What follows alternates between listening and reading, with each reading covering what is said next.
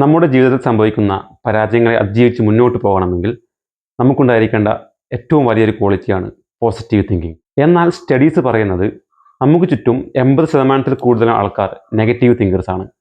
വെറും 20% താഴെ മാത്രം ആൾക്കാരാണ് പോസിറ്റീവ് തിങ്കേഴ്സ്. ഇതിൽ നിന്ന് തന്നെ 95% ആൾക്കാരും റെപ്പിറ്റേറ്റീവ് തിങ്കേഴ്സാണ്. എന്ന് വെച്ചാൽ ഇന്നലെ ചിന്തിച്ചത് തന്നെയാണ് അവർ ഇന്നും ചിന്തിക്കുന്നത്, അത് തന്നെയാണ് അവർ നാളെയും ചിന്തിക്കാൻ പോകുന്നത്. അവർ ചിന്തകളുടെ ഒരു ലൂപ്പിൽ പെട്ടിരിക്കുകയാണ്. ഈ നെഗറ്റീവ് ചിന്തകളിൽ നിന്ന് നമുക്ക് എങ്ങനെ രക്ഷപ്പെടാം? എന്നാൽ ഒരു കാര്യം പറയട്ടെ, നമുക്കൊരിക്കലും നമ്മുടെ നെഗറ്റീവ് ചിന്തകളെ തടയാൻ പറ്റില്ല. അതെ, സത്യമാണ്. സർവൈവൽ മോഡിൽ വർക്ക് ചെയ്യുന്ന നമ്മുടെ മൈൻഡിൻ്റെ ഒരു ബേസിക് ക്യാരക്ടറാണ് ഈ നെഗറ്റീവ് തിങ്കിങ് എന്ന് പറയുന്നത്. ഒരു കാര്യം നോക്കാം. നിങ്ങൾ ഒരു ആനയെക്കുറിച്ച് ചിന്തിക്കാനേ പാടില്ല. എന്താ, പറ്റുന്നില്ലേ? ഓക്കെ, വേറൊരു കാര്യം നോക്കാം. നിങ്ങൾ ഒരു നീല നിറത്തിലുള്ള ആനയെക്കുറിച്ച് ചിന്തിക്കാനേ പാടില്ല. എന്താ സംഭവിച്ചത്? എന്താണ് നിങ്ങൾ ചിന്തിക്കേണ്ടത് എന്ന് വിചാരിക്കുന്നത്?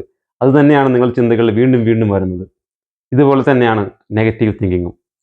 നമ്മൾ എന്തിനെക്കുറിച്ചാണോ നെഗറ്റീവായിട്ട് ചിന്തിക്കേണ്ടതെന്ന് വിചാരിക്കുന്നത്, ആ ചിന്തകൾ തന്നെ നമ്മുടെ മൈൻഡിൽ വീണ്ടും വീണ്ടും വന്നുകൊണ്ടിരിക്കുകയാണ്. ഇരുട്ടിനെ അകറ്റാൻ വെളിച്ചത്തിന് മാത്രമേ സാധിക്കുകയുള്ളൂ. ഇതുപോലെ തന്നെയാണ് നമ്മുടെ മൈൻഡിലുള്ള നെഗറ്റീവ് ചിന്തകളെ അകറ്റാൻ വേണ്ടിയിട്ട് പോസിറ്റീവ് ചിന്തകൾക്ക് മാത്രമേ സാധിക്കുകയുള്ളൂ. അതുകൊണ്ട് പോസിറ്റീവ് ചിന്തകൾ കൊണ്ട് നിങ്ങളെ മനസ്സിനെ നിറയ്ക്കുക.